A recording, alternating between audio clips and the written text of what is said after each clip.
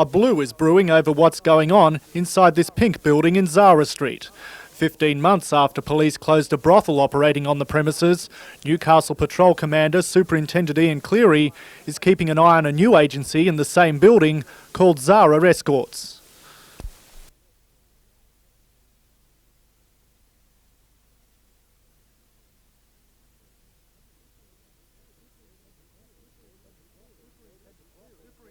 Superintendent Cleary says as a brothel, the business would be illegal under the Disorderly Houses Act. So there are moves to put the matter before the Supreme Court. We're in contact with the Crown Solicitor's Office in Sydney, and we'd be hoping that something would happen along those lines, that we may go back to court. But the business owner's lawyer has today sent off faxes to the Premier, Attorney General and the Police Commissioner, alleging his clients are copping unfair attention. Whatever these businesses are, they're not conducted in any different way than any other businesses in New South Wales which continue to operate. So your clients feel as though they're being singled out by the police? Absolutely, yes.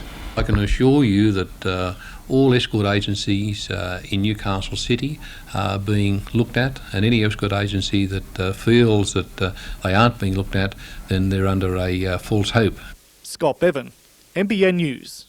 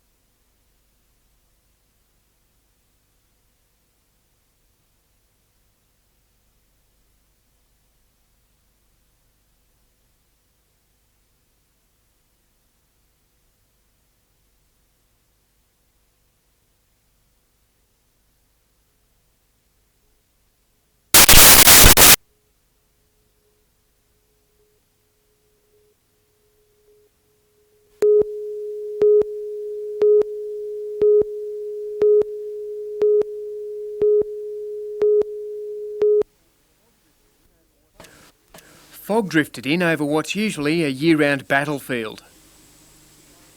It's Singleton Army Base's firing range, used for live small arms, artillery and aerial bombardment training. Ammunition has been peppering the 100 square kilometre range since it was established during World War II. We use this range now for 350 days at least in the year, and that means that it's almost every day. In using a range of that nature, you've got to ensure safety, and you've got to be able to optimise the way in which you use it. Now the old Range Control Centre has retreated from the middle of the firing ground to a new $1.6 million post on the perimeter. It will be staffed by about 20 people and has improved radio communications covering the entire field. The new headquarters includes a quartermaster's store and covered vehicle park. It will also be home to these targets, but they'll still be shot anyway. The Range Control Complex is just part of a $36 million redevelopment for the base, due for completion by November. Andrew Lobb, NBN News.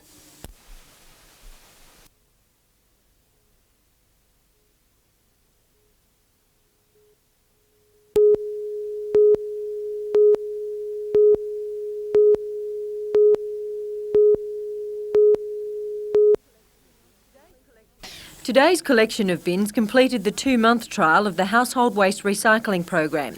Out inspecting the process was Gosford Mayor Robert Bell and representatives from state recycling bodies. Almost 500 households in the peninsula area were involved. For the last 8 weeks, residents have placed newspapers and bottles in the specially fitted recycling bins, and the results have been encouraging. Peninsula residents choosing to recycle increased from 6% pre-trial to 80% during the trial. Around 1,500 kilograms of recyclable material was collected in each fortnightly collection, 800 kilograms of newspapers alone. Council is going to take back the results, analyse any little problems that there might have been, and then move forward to developing a plan so that the scheme can be introduced throughout the whole of the city. That recycling program will be introduced next year. Catherine Lamond, NBN News.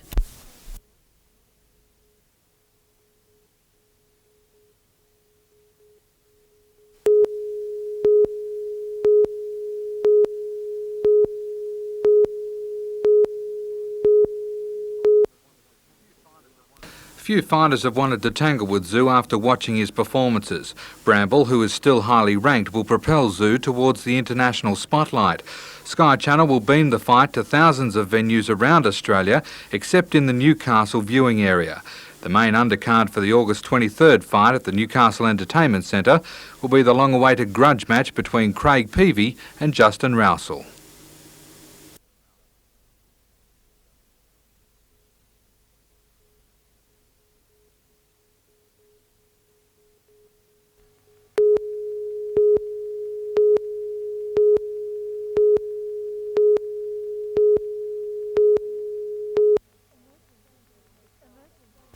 Emergency services were on standby as pilot Mark Elridge brought the $30 million aircraft into land at Williamtown RAF Base.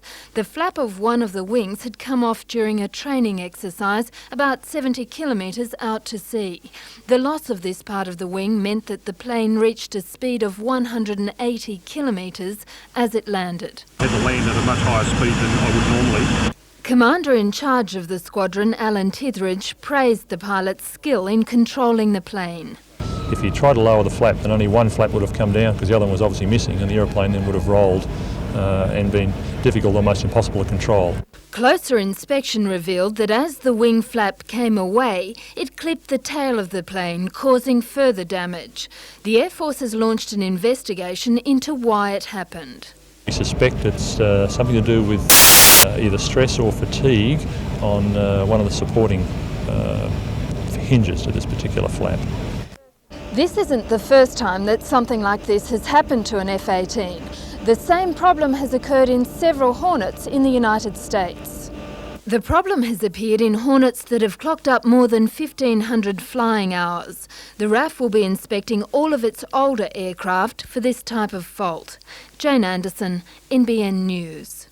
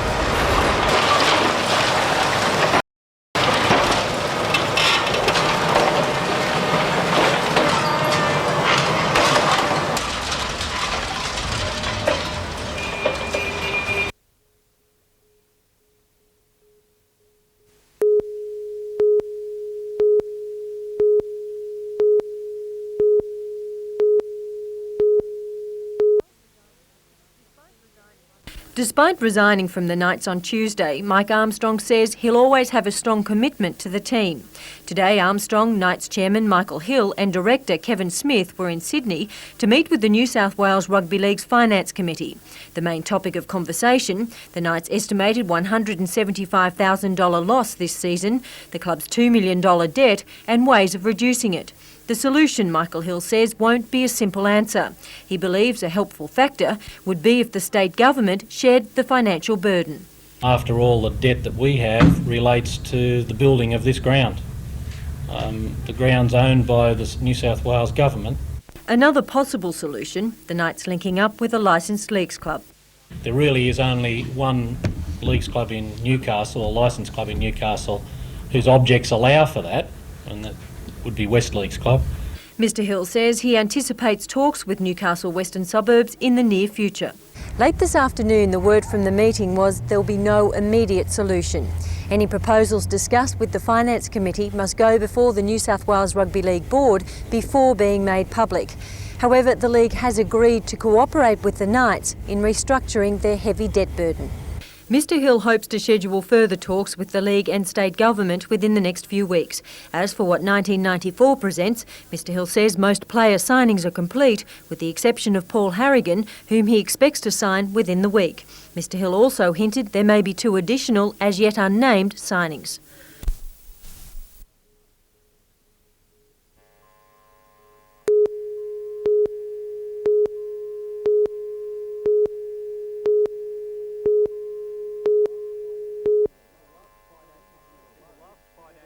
In the last financial year alone, more than $142 million worth of cannabis plants had been seized in New South Wales, with many of the hauls initially brought to light by the public.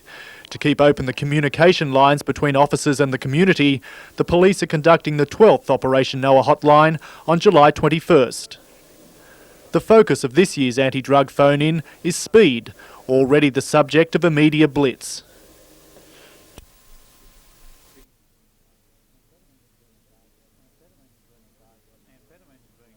Amphetamines is being targeted because it's an illegal drug made from chemicals, and we've found that it's being cooked up in illegal laboratories in backyards, and these drugs in the past have proved fatal when people have purchased them believing to be good drugs. Police believe more and more of those involved in the drug trade are being flushed out of the cities to remote areas, and that's why officers are calling on rural people to especially contribute to this year's Operation Noah. And we're appealing to them if they see any unusual activity, such as houses that are in the country with very high security measures, such as dogs and fences, or unusual activity where a lot of people visiting, to contact the police, please.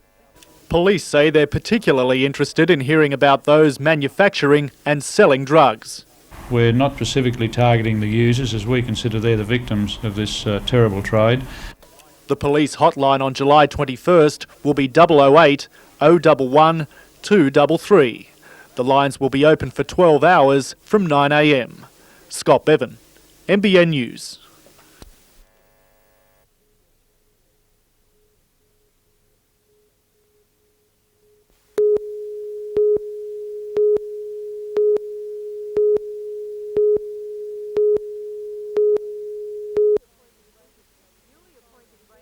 Newly appointed Breakers coach Jim Foley is eager to get this year's team finalised quickly so he can begin training early next month. He's keen to secure Newcastle-born former Australian striker David Lowe, and word that David's club Marconi is willing to negotiate a release has heightened Foley's enthusiasm. It wasn't top of our priority list to be the high flyers in the transfer market, but opportunities like this don't come along every day. David, who's now a father, has spent the last 9 years playing with the Sydney club. This would be really an excellent opportunity, not just for the family lifestyle, but I think for my game as well, in terms of sharpness and fitness, the things that you can work on with the extra time. Foley says further discussions between the parties are required, but he's hoping for a settlement in the next few days. As for David's transfer fee, Jim Foley wasn't willing to disclose that. However, he did describe it as a bargain basement price, the figure not above $10,000. The Breakers coach is also interested in another Marconi player, Mark Jones. And as for Breakers captain and Socceroo defender Darren Stewart... I've spoken to Darren and he's indicated a keen interest to come back and play. He loves the town, he wants to be part of a successful team in this town.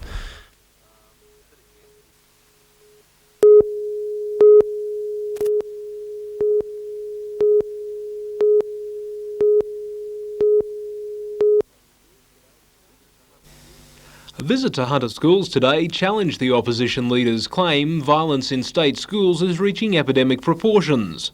Bob Carr based his assertion on reports about behaviour in schools during the first 50 days of the school year. Hunter Principals Council Executive Terry Smythe says the claim isn't true about schools in this region. Well, I'm certainly not aware of that. I think we live in a fairly protected environment in Newcastle. We're very, very fortunate. We meet monthly, Principals Council meets monthly, and this hasn't been a topic of conversation in the 7 years that I've been a principal. The claims have also upset Newcastle and Lake Macquarie District Council of the P&C.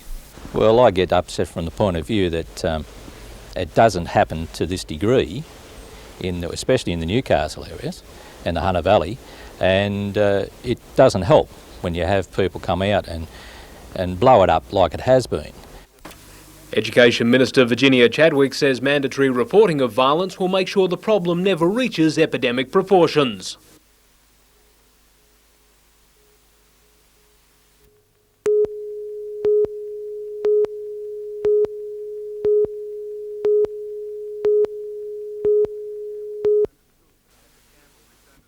Linda Campbell returned to school today with a grin from ear to ear, and she had every reason to smile.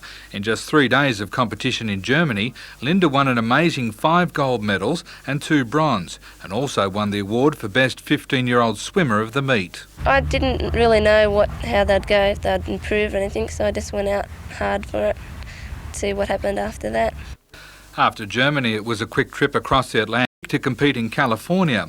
There she won 4 silver medals, again for freestyle and butterfly events. The age group competition wasn't as hard as I thought, but the open competition was a higher class. Teammate Andrew Cairns won 2 gold in Germany, his last win actually clinching the Diana Cup for Australia. In the States, he picked up a gold and a silver over for both swimmers. After only 2 days off, they're back into full training.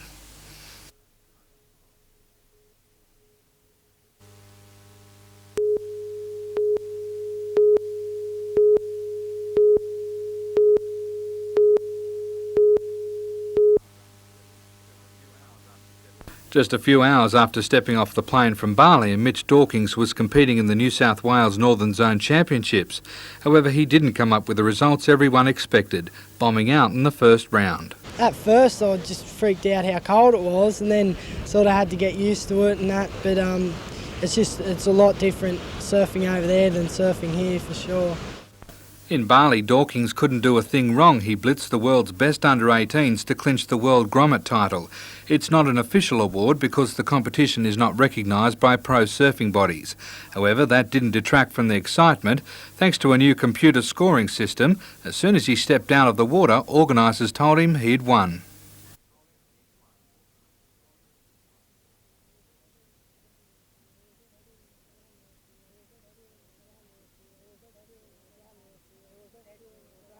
It was excellent, it was an unreal feeling, best feeling I've ever had. The win has sponsors knocking on the door of the Shoal Bay youngster. Industry talent scouts believe he has what it takes to make it in the fully professional ranks, but he's not rushing to sign his life away. I'll probably just spend a few days at home with my girlfriend and that. I'll spend a few days down the beach at my local break, Box Beach, because I love the waves down there, and just take it easy for a while and then take it all from there.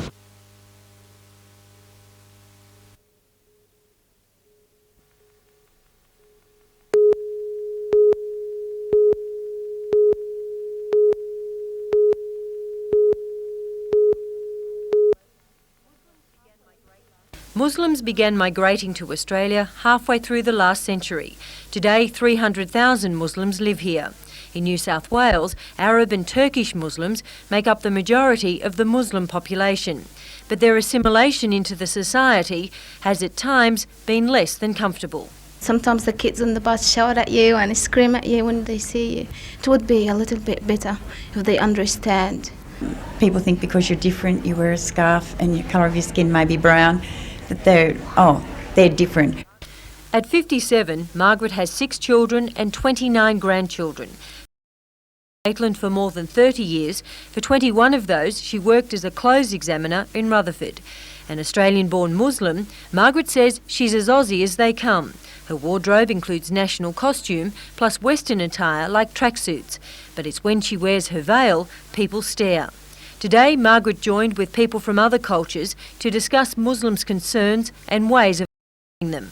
At the same time, the Newcastle Migrant Resource Centre released results of a recent survey of Muslim women in the Hunter. 80% of women that we interviewed wanted some sort of a support structure to be formed in Newcastle. So this is our aim, and that's what we're heading for. And what form would that take? A women's support group to start with. Ultimately, Irina Lupic hopes to increase the wider community's understanding of the Muslim culture. I can read a Bible and understand a Christian. I would like someone to read a Quran and understand a Muslim person. Catherine Lamond, NBN News.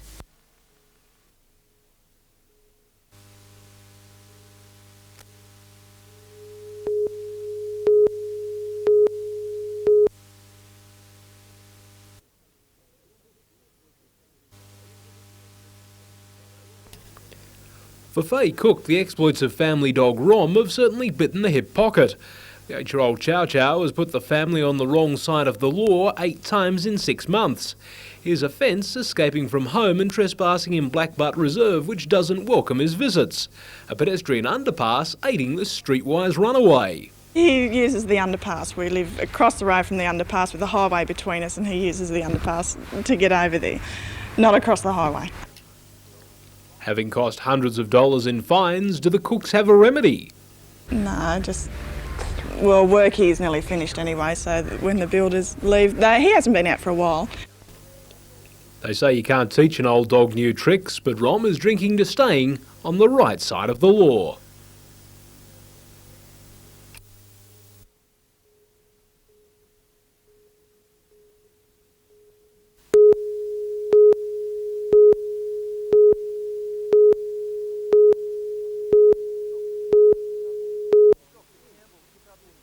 Dr Campbell took up his position this week. The 46-year-old says he'll be keeping out of the politics of council. His job to manage the staff of 380 workers, running operations on a $40 million budget. What I really want to do is I want to get a team of people here together that got the respect of the community as being professionals and can give them the best value for money.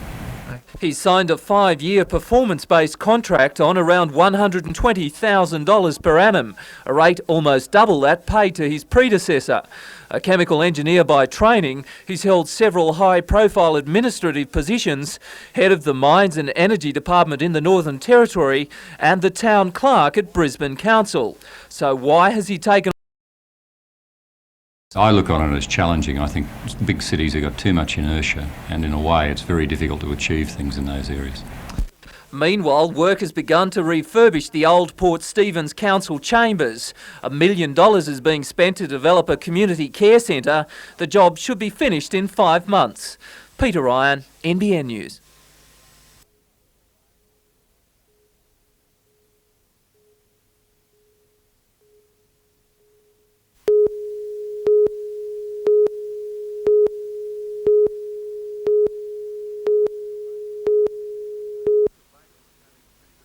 Neil Baker was having a pretty good game against Curry until he went toes up. The referee didn't see him go down and only stopped play when a brawl broke out. The closest linesman was only a metre or two away and says he didn't see the tackle but thought Messenger came in late. The only person who claims to have seen the tackle in full was Baker's father. However, the judiciary ruled his version may have been distorted by emotion. But the panel still handed down a 7-week suspension, saying Messenger has admitted that he alone came into contact with Baker and that there is no sufficient evidence to make us comfortably satisfied that Messenger used his elbow to the jaw of Baker, although we are suspicious that this might have been the case. The blow broke Baker's jaw and ended his season. It's also finished Messenger for the rest of the year. Curry this afternoon lodged an appeal and intend to take it further. Also fronting the judiciary last night, South's reserve grader Dean Mikowski. He was given 5 weeks for a tackle that broke an opponent's jaw. Also, South's first grade stalwart Trevor Crowe. He was given 1 week after he pleaded guilty to a head-high tackle in the Lakes game. Darren Curtis, NBN News.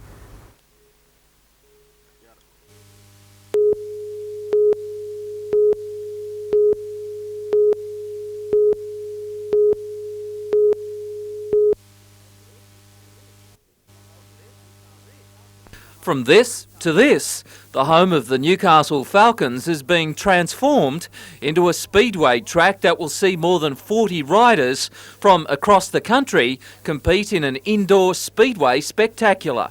The first time, and Wallsend End Club have taken a bold step this year and tried to put on one of these events, and we're quite confident that it will be a success.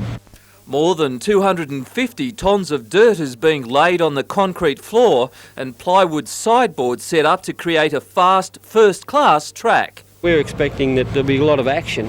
It's not one of the fast circuits like the Motordrome or anywhere like that. It's a very tight circuit, and rider skill is going to play a very important part. Both solo bikes and sidecars will compete in the Saturday night meeting. Big names such as New Zealand's Mark Lemon, Australian champion Lee Adams and Newcastle hotshot Chris Watson are favourites for the solo event.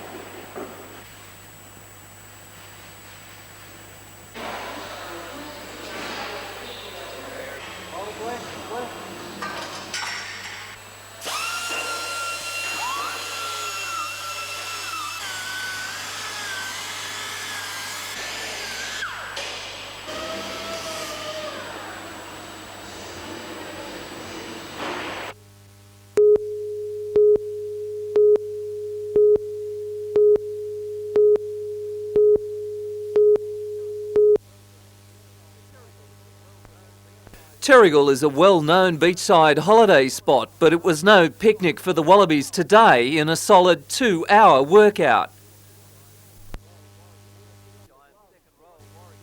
Giant second rower Warwick War put on the gloves for what is predicted to be a fiery test against the South Africans.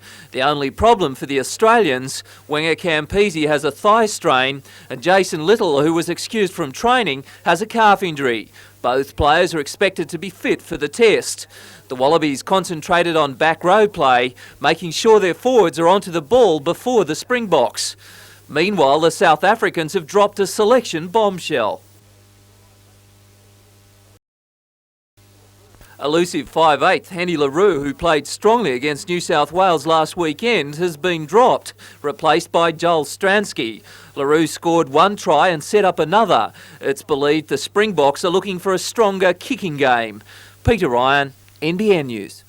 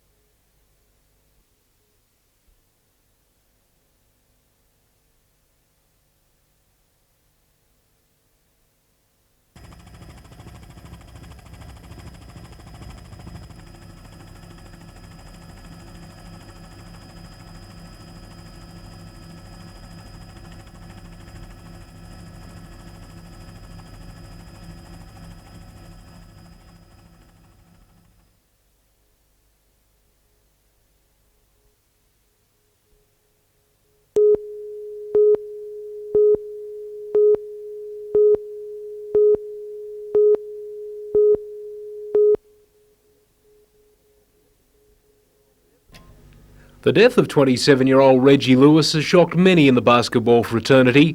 He collapsed 3 months ago during what turned out to be his last match for the Boston Celtics. A second collapse during training this week claimed his life, although he had been given a second medical opinion that he was clear to resume playing. Lewis's cousin is Newcastle Falcons captain and leading point scorer Terry Dozier. The pair grew up together and were very close.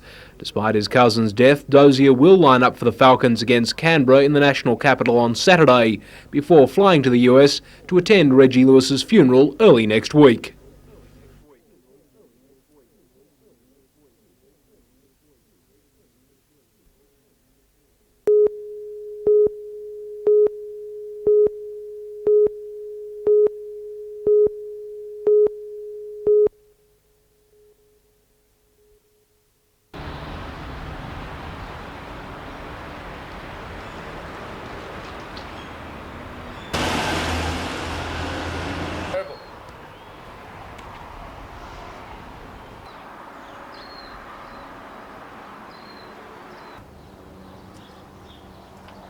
again.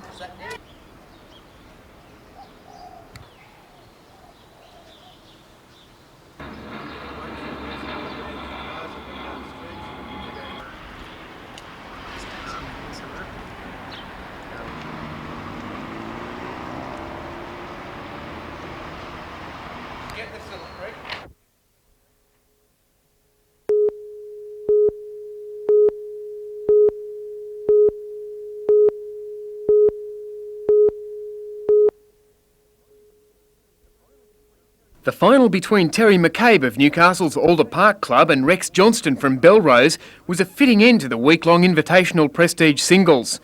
11 international bowlers rolled in along with more than 20 state champs from all over Australia, but it was McCabe and Johnston on target all the way for the final. Rex Johnston came through undefeated, knocking off East Maitland's Dennis Dalton in the semi. McCabe lost one match coming through the sections, but this afternoon gave the crowd something to wow about as the bowls seemed drawn to the jack over the heavy green. The bowlers were competing for more than $10,000 in what was the 25th annual Memorial Tournament. The final tally, McCabe 31, Johnston 15.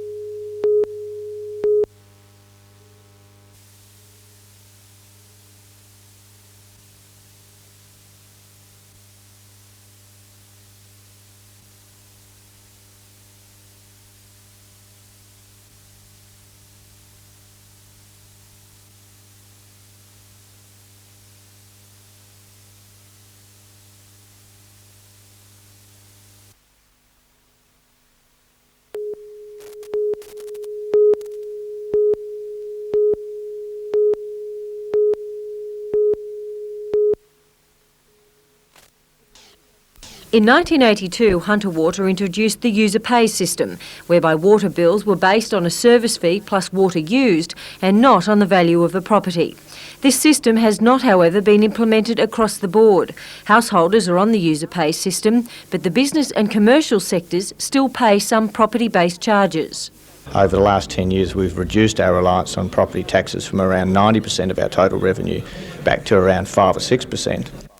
Over the next 2 years, that's about to change, and today David Evans discussed this during a Newcastle Business Club luncheon.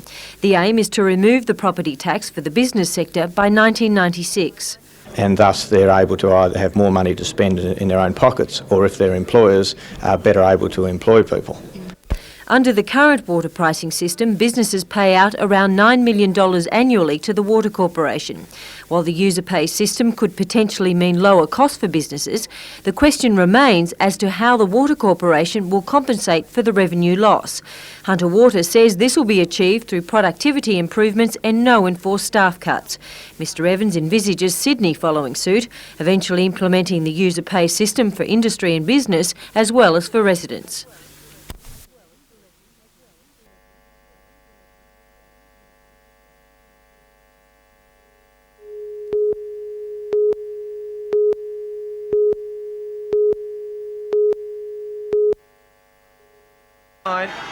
Hagan gives it to Harrigan. To the right. Let's have a look and see if we can pick it up. He's just twisted an ankle, I think. Oh, there goes Sarge's. So South back in possession, but a better attacking raid by the Knights. Certainly. They controlled it. They